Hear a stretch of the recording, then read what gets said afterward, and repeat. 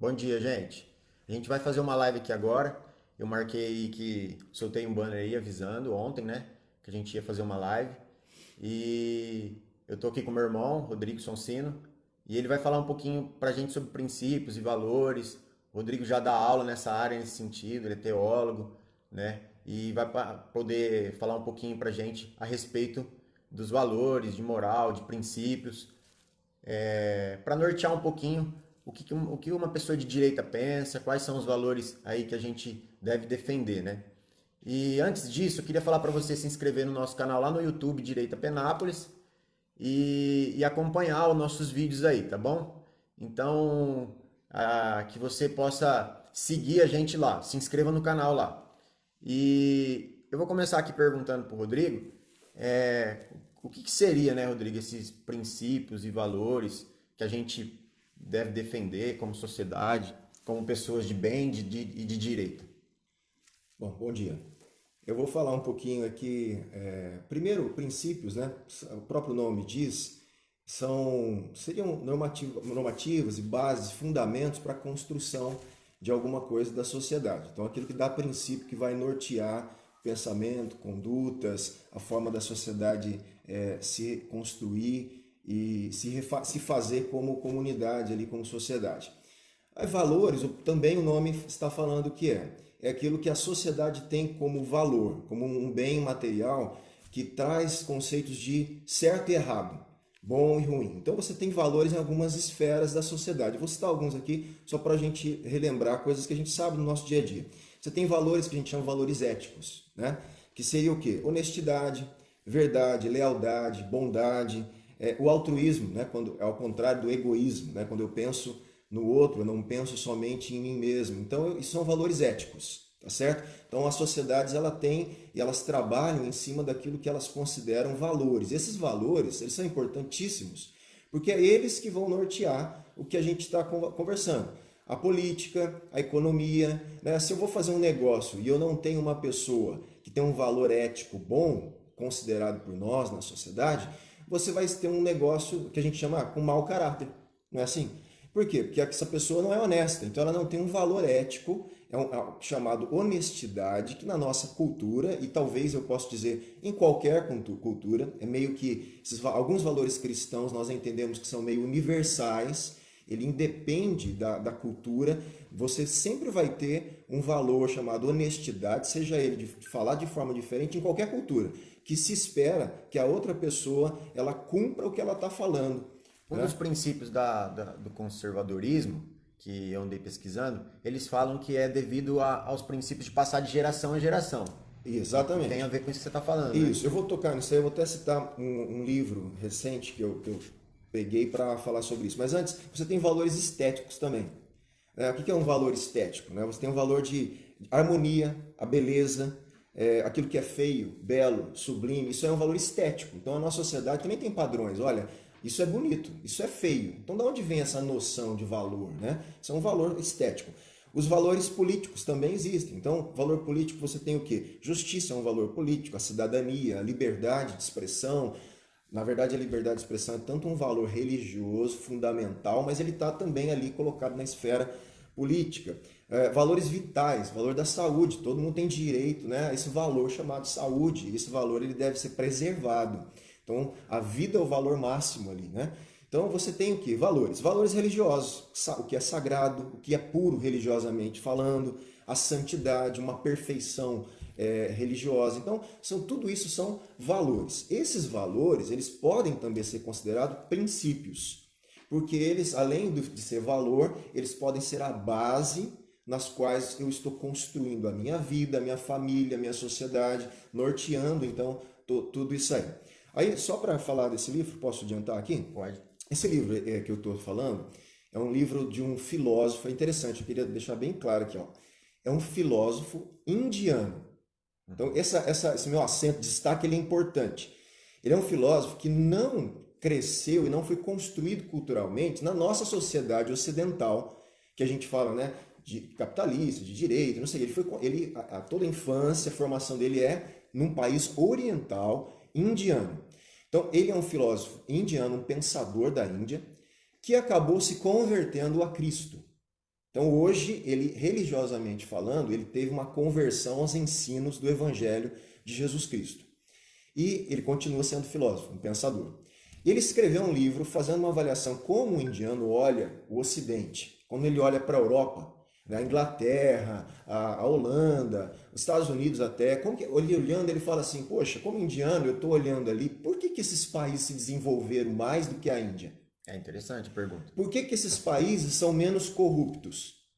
Por quê? Porque você tem aqui naquele... Deixa eu pegar aqui, ó.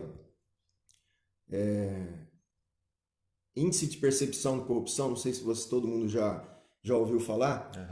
IPC, você tem o IPC de 2019. O Brasil está lá embaixo.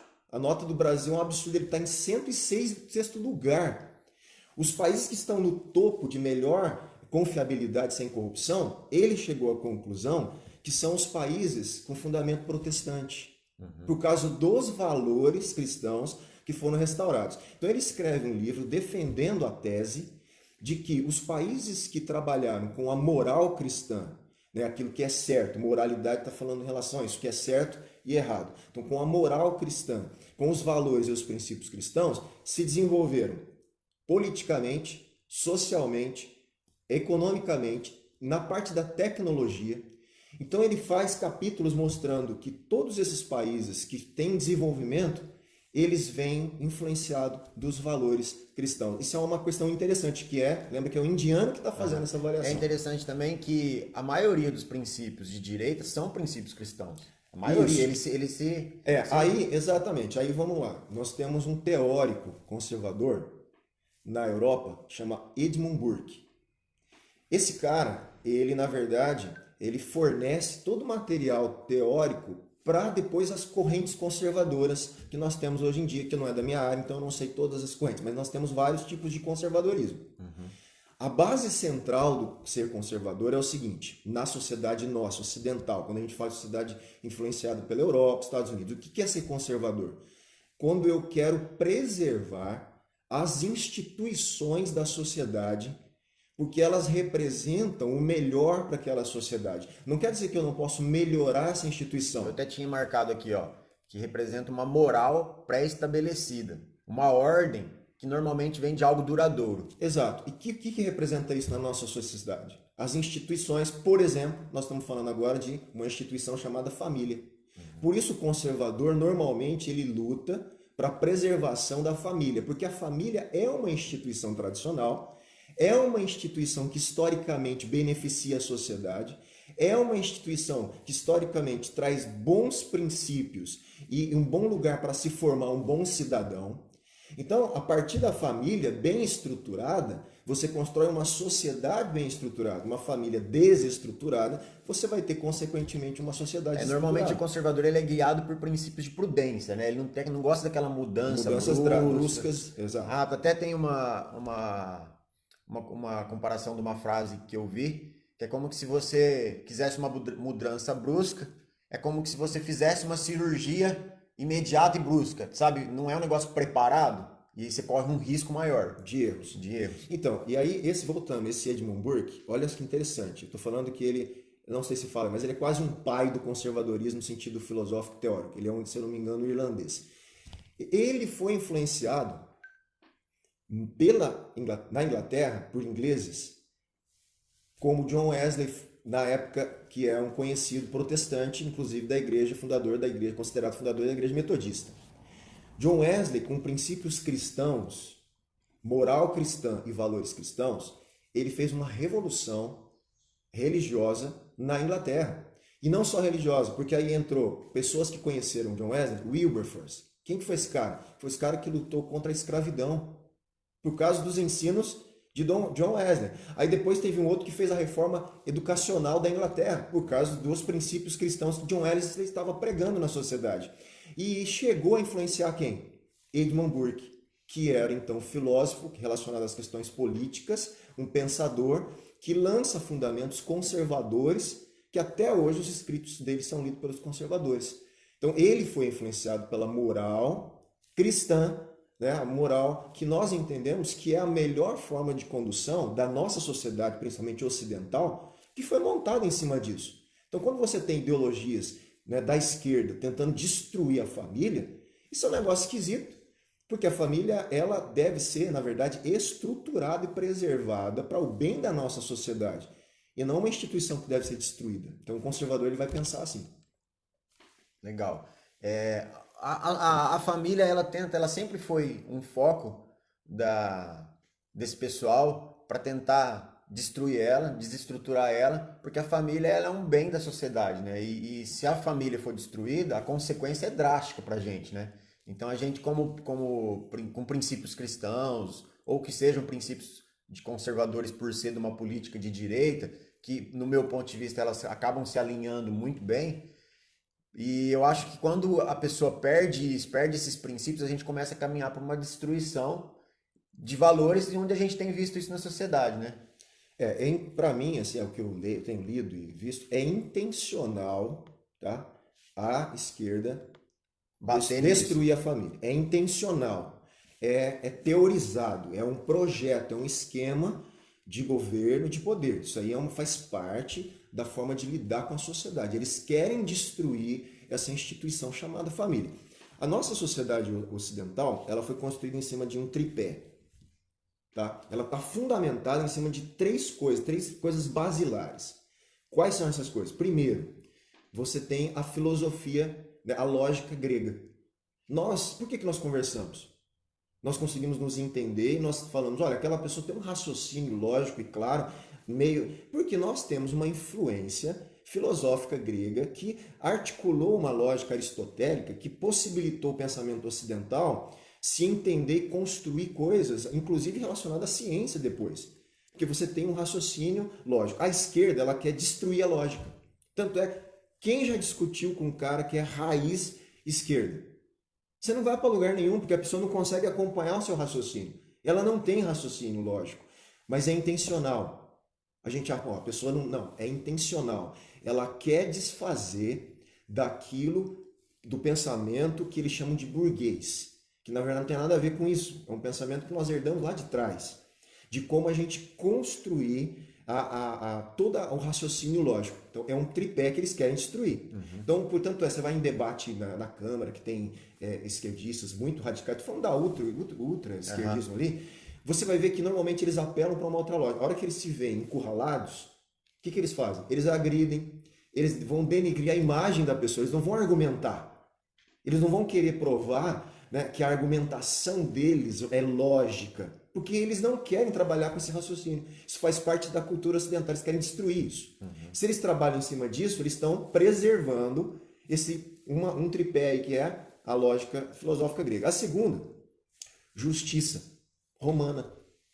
Nós sabemos que todo o sistema nosso judiciário ocidental, ele tem influência na justiça romana. Quem estuda um pouquinho lá de direito vai ter que lidar com textos romanos e questões em latim, inclusive. Uhum. Porque a nossa justiça é outro tripé. O que eles estão fazendo? Relativizando as leis, tentando destruir o sistema judiciário. Porque a nossa cultura ocidental, ela tem um embasamento de lógica de justiça que eles também querem ferir. É uma coisa que a gente vê nesse de justiça, por exemplo, vou dar um exemplo na prática o que aconteceu agora, está acontecendo agora.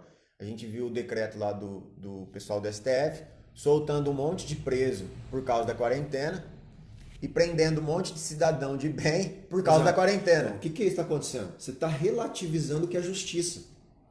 Você tem uma inversão completa do que é justo e do que não é. Mas isso é intencional. O projeto deles é destruir, é você implodir a sociedade e colocar uma nova lógica, um novo sistema de justiça que vai fazer o quê? Com que a revolução deles funcione. Uma revolução que hoje não é armada, é cultural. E o outro tripé, que aí tem a ver com a minha área de teologia, e tem a ver com a família. É a outra partezinha do tripé. Então, ó, filosofia grega, né? Direito romano, são as bases lá da nossa sociedade, e a moral judaico-cristã. A moral judaico-cristã está na base da sociedade ocidental. Não tem como negar isso historicamente. E aonde está a preservação da moral? Na família. Então, se você quiser destruir a moral cristã na sociedade, destrua a família. Destrua os relacionamentos familiares. Destrua todo o sentido de fidelidade num casamento. Destrua tudo isso. Leva a criança, tira a inocência da criança e leva ela à erotização infantil, que é o que eles estão fazendo. Vai destruindo Você vai destruir os valores do que é família, do que é o casamento. Então, você mexendo com essa instituição, você mexe com a sociedade. Então, o conservador, ele entende isso. Ele fala, peraí, eu estou mexendo com uma coisa que funcionou a vida inteira. Ah, mas tem que ser melhorado. Lógico que tem. Essas instituições têm que ser preservadas e melhoradas. O conservador não vai querer manter os erros dela. Ele não quer manter, ele tem a prudência de reformar essas instituições, vamos usar um termo aqui que não é técnico, modernizar essas instituições sem perder os seus fundamentos. Porque assim, nem tudo que é novo, ele é necessariamente melhor. Sim. Então, quando a gente vê o pessoal que não defende o conservadorismo, eles atacam muito em mudança, naquilo que é novo, tem que desenvolver, tem que ser moderno. Porém, não é só porque é moderno que vai ser novo, que tem que desenvolver, que necessariamente, na maioria das vezes, quando a gente trata de princípios, não é a melhor escolha, né? Então, a gente, por esse motivo, o conservadorismo, ele sempre olha o passado, olha os princípios que a sociedade veio construindo e que deu certo durante muito tempo. E quando a gente começa a negligenciar isso, igual o pessoal da esquerda quer fazer, igual a base da família é o homem, a mulher e os filhos. Marido, mulher e os filhos. Aí a esquerda quer colocar na cabeça das pessoas que isso não é mais assim, que agora é moderno. Você pode ser do jeito que de outras formas essa família pode acontecer, quando na verdade não deveria ser assim, né? Não deveria. Eu não vou lembrar, mas teve na Roda Viva uma entrevista, se eu não me engano, uma antropóloga, socióloga, não cristã, tá? Ela fez uma leitura histórica extraordinária. Ela olhando para as civilizações que terminaram na história das civilizações, porque teve algumas que tiveram um ápice de desenvolvimento econômico em todo sentido, depois elas foram extintas da história da humanidade. Por exemplo, os astecas, maios, incas e outras civilizações. Ela fez uma leitura interessantíssima. Ela falou que no ápice da imoralidade da situação, da civilização, a hora que a civilização ela foi perdendo valores morais e foi ficando imoral, ali, a hora que chega nesse ápice da imoralidade, há uma queda da civilização. Ela fez uma leitura histórica nisso. Ela olhou, a história conta. Tá? Na Bíblia nós temos o caso de Sodoma e Gomorra, que estava imoral e houve um juízo de Deus. Mas o que ela não usa a Bíblia, ela simplesmente olha para a história e fala assim, coincide com a destruição da civilização, estava culminando em horrores imorais. Então, nós temos fundamentos sociológicos, antropológicos, políticos, econômicos, religiosos, gente, para tudo, para mostrar que a melhor coisa é preservar a família, a preservação da família. Aí você fala, mas a família tem um monte de problema. Lógico que tem. Mas isso não quer dizer que eu tenho que destruir, porque o problema não é a instituição, o problema somos nós, seres humanos. Nós temos que ajudar as pessoas a ser família. Inclusive, né? Tem uma fala que o conservadorismo defende também, que fala assim, um princípio da imperfectabilidade. Por ser o homem imperfeito, uma ordem social perfeita jamais pode ser criada. O conservadorismo acredita um pouco nisso, porque como a gente é imperfeito, e até bíblico também, né, um dos princípios cristãos, vou comentar. A gente sabe que, de certa forma, a gente não vai atingir a perfeição. Aceitando isso, é uma forma de você sempre buscar o melhor, mas é uma forma de defender, de não querer essas mudanças drásticas. Por isso que eles colocam essa frase, né? Isso aí, eu não tinha esse conhecimento da questão do conservadorismo, como que ele lida com isso, né? Mas toda teoria, em qualquer âmbito de esfera de educação, seja na teoria pedagógica, filosófica, sociológica, que desconsidera a natureza ruim do ser humano, é o toque errado não funciona. Não existe. Por quê? Porque a natureza do homem ela é corrupta e ela precisa de limites. Você vê, não? Por isso que, por exemplo, a família é importante. Porque a criança ela tem que ser colocada dentro de parâmetros de limites desde pequenininho. Se ela cresce um ser humano sem limites, esse cara vai ser um transtorno para a sociedade a vida inteira. esse cara ou essa cara, vai ser um transtorno para a sociedade. E o que nós estamos vendo? Nós estamos vendo hoje uma sociedade que não está impondo e colocando limites para as crianças. Nós podemos imaginar o futuro da nossa sociedade. Crianças que não reconhecem um padrão de autoridade, crianças que não reconhecem limites do querer delas. Então, peraí, se eu vou ter cidadãos assim, que tipo de cidadão que a gente está formando? E tudo isso onde está o problema? Na família. Então, em vez de destruir a família, nós deveríamos educar, fornecer educação familiar, ajuda para os pais, ajuda para os filhos, e aí é um papel, obviamente, da igreja também nesse sentido, ajudar nesse sentido, e em outros âmbitos. Então, nós temos que conservar, assim, eu acho que a família é um bem, como você disse, da sociedade ocidental, não que nas outras não tem, mas é um valor intrinsecamente cristão e, teologicamente falando, aqui usando um termo um pouco técnico, né, criacional. A família, ela vem biblicamente, ela vem antes do Estado, gente. É uma instituição criada pelo próprio Deus. Aí eu posso entrar um pouquinho na minha área, né, teologia. É uma instituição criada pelo próprio Deus antes do Estado existir. Então, como que o Estado quer legislar coisas que são próprias da esfera da família, intervir na família e falar para mim algumas coisas que ele não pertence à esfera dele? O Estado ele tem uma atuação dele que ele não tem que se meter dentro da minha família, estrutura inclusive, familiar. Isso aí é um dos princípios da esquerda, né, do comunismo, de aumentar o poder do Estado, se infiltrar nos princípios da família. E quando, na verdade, eu acho que o correto deveria respeitar, né, a esfera familiar tem que ser respeitada e preservada pelo Estado. O Estado tem função de segurança, de justiça, de preservar a liberdade de expressão, de preservar com que as outras instituições floresçam dentro da esfera delas. Por exemplo, o Estado não tem que ficar regrando a esfera da ciência e norteando ideologicamente a ciência, porque não pertence à esfera do Estado. Igual outro exemplo que a gente viu agora nesses dias de hoje, é o Estado querendo intervir até no direito de ir e vir do cidadão, agredindo alguns cidadãos, né, os militares aí que seguiram a ordem de governadores, e isso causou um medo na sociedade. Até eu tô com uma imagem aberta aqui de uma palestra que teve do medo que foi causado na população por causa dessas ordens, de ordens assim ditadoras, na verdade, influenciando a liberdade do cidadão, né? Então a gente vê uma influência do Estado no dia a dia da pessoa, que a gente não defende isso, não é o que deveria acontecer. Né? Não é, eu acho que nem o conservador e nem o teólogo cristão. Um das lutas hoje dos teólogos, chamado teólogos públicos, tá? O que é o teólogo público? É aquele que pega os princípios da ciência e teologia e ele faz um diálogo com a sociedade. Então, o teólogo público da política. Então, ele fala de teologia política. O teólogo público na área da ciência. Então, ele faz um diálogo com esferas.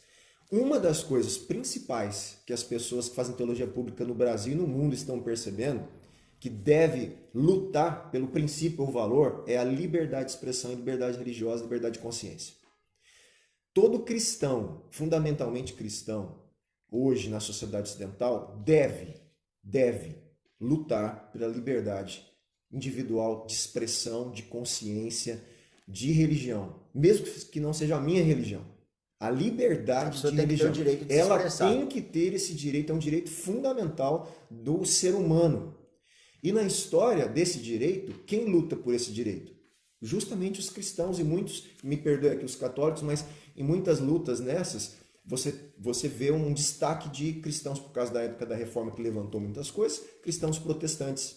Não que os católicos não façam isso, eu desconheço tantos teólogos católicos, então não consigo entrar na área, precisava um católico falar. Mas dentro do protestantismo você vai ter. Aqui no Brasil, nós temos um órgão chamado ANAJURI, uma associação de juristas evangélicos. Então são teólogos, juristas, que estão lidando com as questões de... Por exemplo, nessas questões eles se pronunciam oficialmente. Nota oficial da ANAJURI. Então eles pegam toda a inconstitucionalidade, tudo baseado nos princípios cristãos, mostrando que isso é errado e não há um respeito a liberdades fundamentais. Então você vê uma luta hoje de teólogos públicos também pelos direitos né, do ser humano ali, tá certo? Tem que ter liberdade de expressão e os direitos devem ser defendidos, né? Eu vou mudar um pouquinho de assunto. Ontem a gente viu uma fala do presidente falando enquanto eu for presidente, não haverá aborto no Brasil. Eu vou tocar nesse assunto. O presidente é um presidente que tem se mostrado com bons princípios, bons valores. Ele tem defendido alguns princípios do qual a gente concorda, princípios de direita, princípios do cristianismo. E um deles é esse princípio, né? Porque a gente tá tratando de uma vida. Como que você... Qual é o princípio, na verdade? O princípio é a preservação da vida. Esse é o princípio.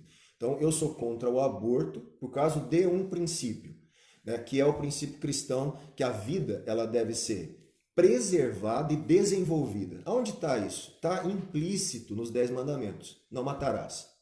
Então, o cristão, quando olha para a Bíblia e olha, não matarás, não é só um princípio negativo. A positividade é o seguinte: preserve a vida.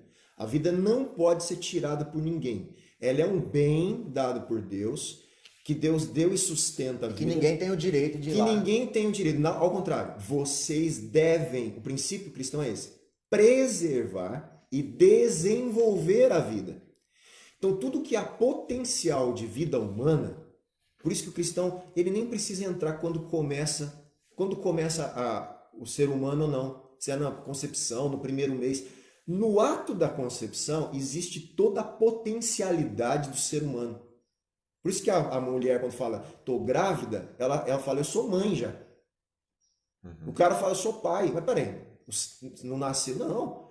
Existe uma vida ali. Toda a potencialidade está ali. E essa vida deve ser preservada, nutrida, desenvolvida, guardada ao ponto de tudo isso que ela tem potencial para viver, ela poder viver. Então, por isso que, como princípio, aí sim é um princípio, é base, fundamento do cristão, tudo que diz respeito à vida, o cristão vai lutar para a preservação da vida. O aborto é uma violação da vida. Essa fala feminista, que a mulher feminista fala, né, dessa ideologia feminista moderna, eu não estou falando do feminismo no início, que tinha as suas lutas reais, né, e legítimas. Eu estou falando desse feminismo agora misturado com a ideologia política, tá certo? Então, nós temos que separar. Eu acho que tem lutas que é legítima da mulher na sociedade. Estou falando desse feminismo politizado. Porque a gente vê também em algumas sociedades, né, em alguns lugares, em alguns países, onde a mulher ela é tratada de forma bem diferente do que a gente conhece aqui, né? Exatamente. Sem direito de expressão, é o que a gente estava falando, sem direito de... Sem dignidade própria aí é outra ser história, humano. Né? Exatamente. Então, essa mulher, nós teríamos que lutar, então, pelos direitos dela. Se você chama isso de feminismo, eu não, acho que não precisaria chamar, porque isso é um direito do ser humano, mulher. Tá? Uhum. Mas voltando, o feminismo aqui no Brasil, né, de ideologia aí. O que elas falam? Meu corpo, minhas regras. Tem música assim, hoje, de feminista. Meu corpo, minhas regras. Aí, gente, por isso que eu estou falando, eles ferem a lógica. Porque esse ser que está nascendo, está sendo gerado no ventre dessa mulher, não é corpo dela. Não é regra dela. Uhum. Então é uma questão, se você, na tua área, né, da saúde, questão fisiológica, biológica, você tem um outro ser ali sendo nutrido por outro. Não é o mesmo corpo, não é o mesmo ser, é um outro ser. Então essa lógica, meu corpo, minhas regras, porque elas falam isso para matar a criança que está lá no ventre. Uhum. Essa é a ideia. Mas não é seu corpo. É uma outra vida. É uma outra vida. Então, essa regra, dessa lógica, nem isso funciona, nem para criar uma coisa coerente eles conseguiram. Uhum. Então, gente, a questão do aborto, por exemplo, por isso que o cristão ele apoia o Bolsonaro nesse sentido, obviamente. Por quê? Porque o cristão não vai concordar com um aborto indiscriminado. Aí fala, não é indiscriminado, tem esse caso. Tá, a gente poderia entrar aqui em discussões em casos de exceção. Mas eu acho que não é isso que a gente está falando, estamos falando de algo, da questão mais genérica, como princípio geral. Tá, em questões de exceção, aí fazer o quê? É uma questão da justiça lidar com uma discussão pontual de um caso específico. Mas, tirando isso, o cristão ele é o quê? Pró-vida. Ele é a favor da preservação, da sustentação e do desenvolvimento da vida. Então, ele não concorda com o aborto. Sim. A gente vê essa distorção dos valores, né, no dia a dia. A esquerda bate muito em cima disso. E eu queria falar agora um pouco a respeito da influência da mídia nisso. Porque o que a gente vê é que, pelo menos até esses últimos 2 anos, A mídia estava levando a gente para um caminho onde a gente estava aceitando tudo calado, vendo isso acontecer e não percebendo ao ponto de criar uma insatisfação na população, de ter esse levante que agora está acontecendo por essa mudança do governo. Então a mídia influencia muito as pessoas, né? E a gente tem que estar atento a isso. Você vê dessa forma que a mídia hoje, ela agride dessa forma a moral das pessoas justamente para desestruturar a sociedade? Isso é intencional. Do mesmo jeito que é uma intenção para a destruição da família por ideologias políticas, a arte, não só a mídia, todo meio de arte hoje, ele é usado como um mecanismo de mudança de mentalidade. Para o bem ou para o mal. Tá? Por políticas conservadoras ou por políticas, né, que eles chamam de progressistas. Né? Os conservadores chamam de reacionários e eles são os progressistas, né? Que eu não concordo com alguns termos aí, mas é assim que eles classificam. Uhum. Então, toda a arte, para mim, né, você vai assistir filmes, séries, tudo isso hoje tem por trás um fundo teórico, filosófico, seja sociológico, psicológico, que a pessoa que criou aquele grupo, está querendo influenciar a mentalidade de alguém. Nós podemos citar quem assistiu aqui, eu e meu irmão conversamos recentemente, aquele filme O Poço. Certo? Não sei quantos já assistiram.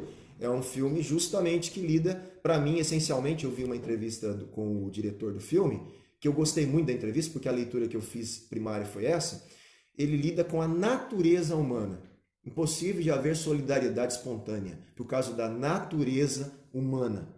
Então ele critica, por exemplo, o capitalismo não vai dar certo na sua beleza por causa da natureza humana. O socialismo não vai dar certo por causa da natureza humana. Então é aquilo que a gente falou, nada vai dar completamente certo, perfeitamente certo, por causa da natureza humana.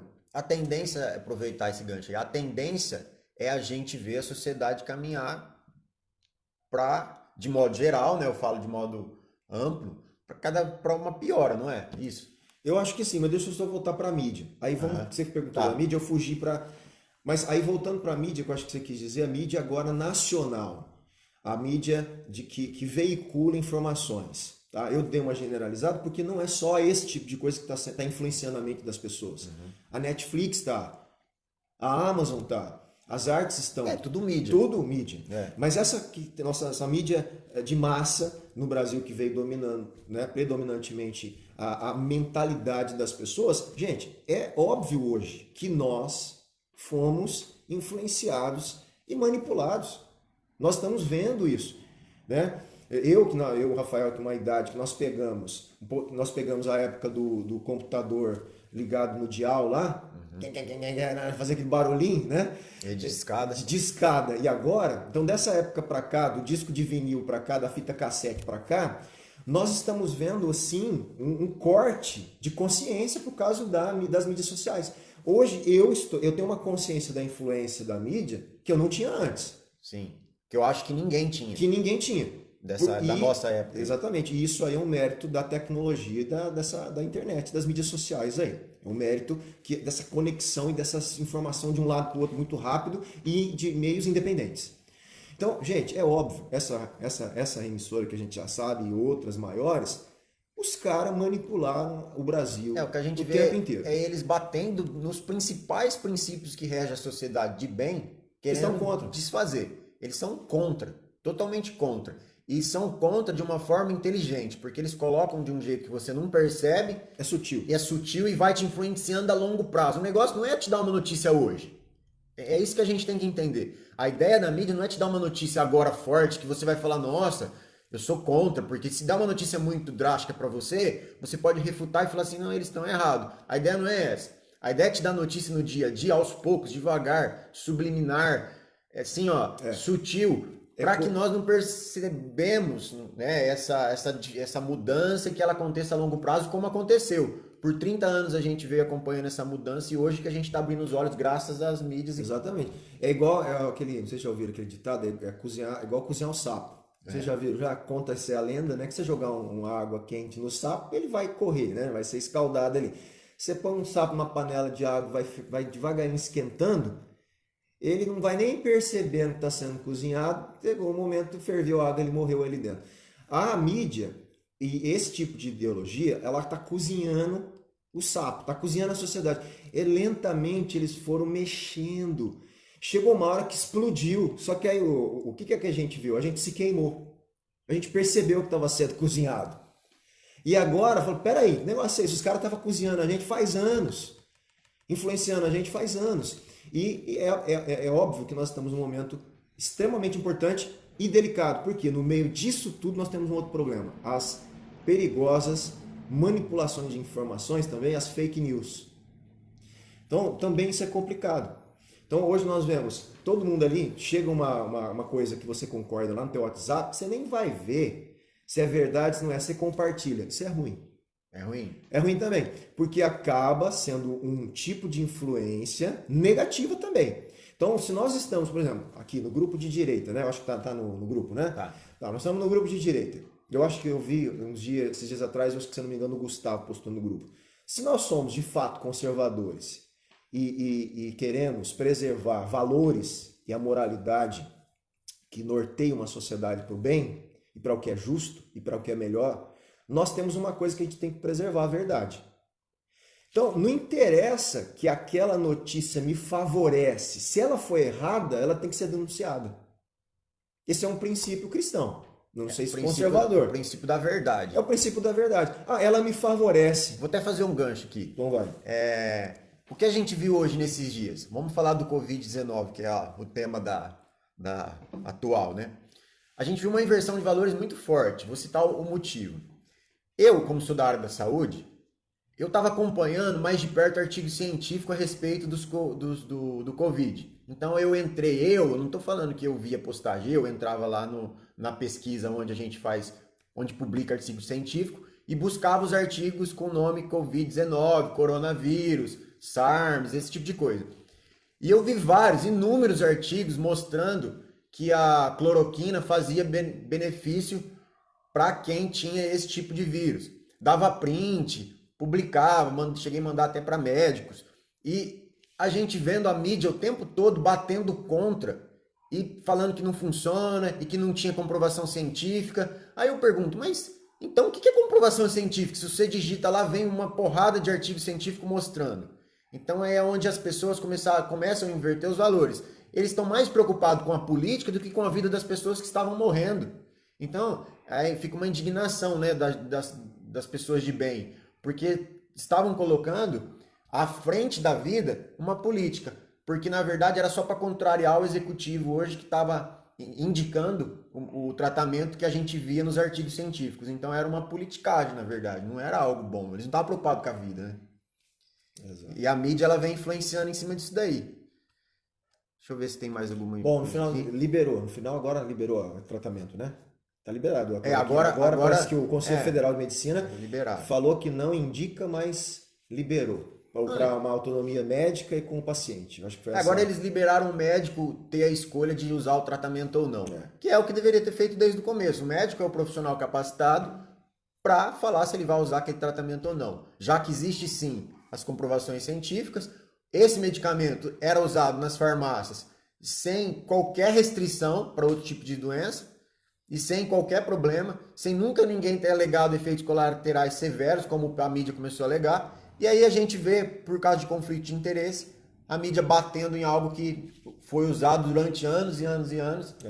Uma informação, só um adendo aqui.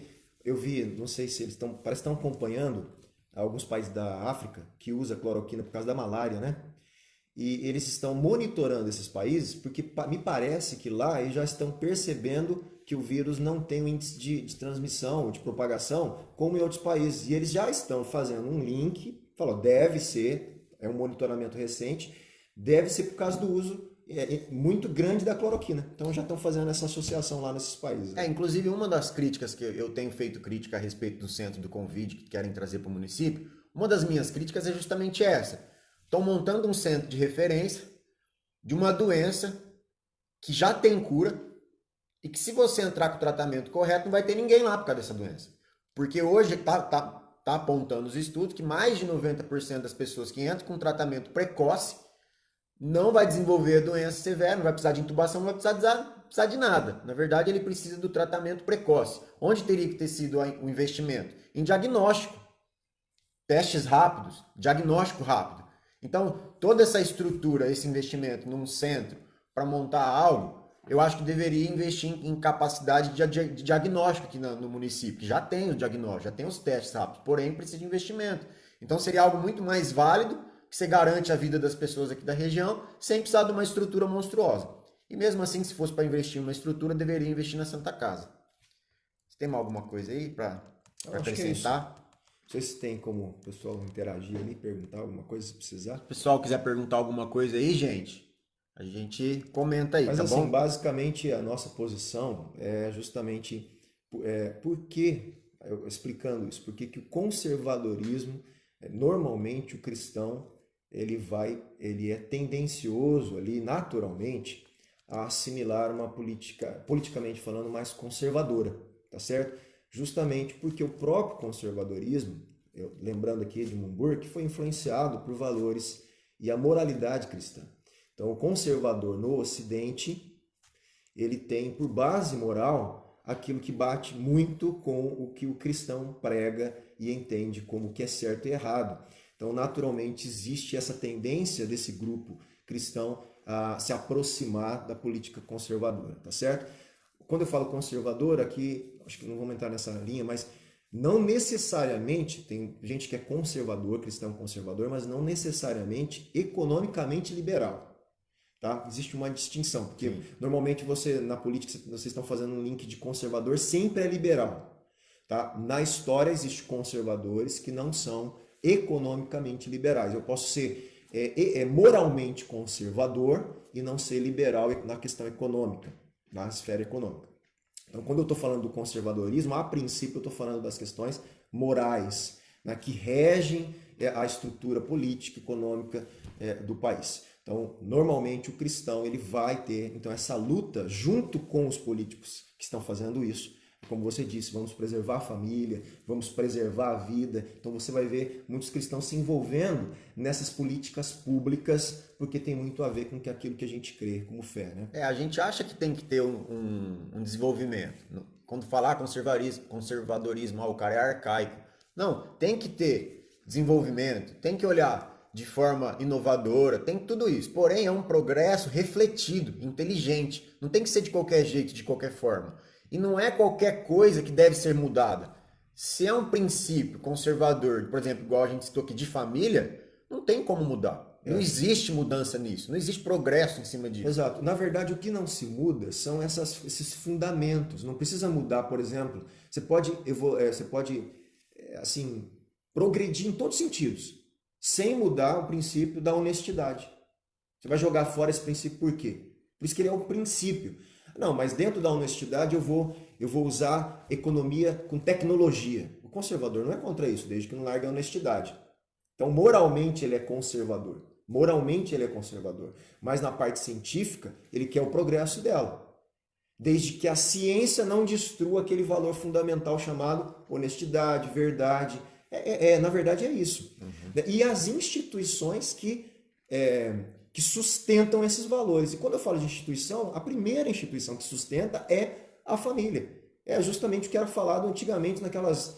eu acho que eu cheguei a ter aqueles aula de moral cívica lá, né? Eu cheguei a ter esse tipo de aula, que a família é a célula máter da sociedade, que é a célula matriz. Então você tem um organismo, você tem as células que se multiplicam, que são as famílias. Você tem umas células loucas ali, você tem um câncer, não tem? Sim. Então você quer uma sociedade cancerígena, destrói a célula dela. Então é mais ou menos um raciocínio esse, de organismo vivo, a sociedade é um organismo vivo, e a célula da sociedade que deve ter comportado com saúde são as famílias. Se for fazer uma comparação com o câncer aí, gente, a célula ruim cancerosa, ela espalha e mata muito mais rápido que uma boa. Então fica a dica aí, a gente não pode deixar isso espalhar, a gente tem que lutar pelos princípios bons, pelos princípios de família. A gente não deve aceitar que a sociedade imponha sobre nós, pessoas de bens, valores que não condiz com aquilo que a gente acredita que seja o melhor. Que venham contra os princípios de família, que venham contra os princípios da verdade, da honestidade, tá bom? Então, eu vou fechar a live. Eu quero agradecer o Rodrigo por estar aqui. por compartilhar com a gente um pouquinho do conhecimento. Que você possa se inscrever no canal Direita Penápolis lá no YouTube. Eu vou deixar a live salva lá no YouTube, que é o canal onde está todas as lives salvas, tá bom? Depois eu posto o link aqui. Então, nós do Direita Penápolis agradecemos vocês por estarem aí ouvindo. Eu sei que a live ficou num horário não muito bom. A gente teve que colocar hoje de manhã porque à noite eu tenho uma reunião com o pessoal. Mas vai ficar salvo, vai ficar no grupo. Eu tenho certeza que bastante gente vai ver a live. E a gente aceita sugestões. Se vocês tiverem alguma pergunta, posta aí. Depois eu passo pro Rodrigo também. Tá bom?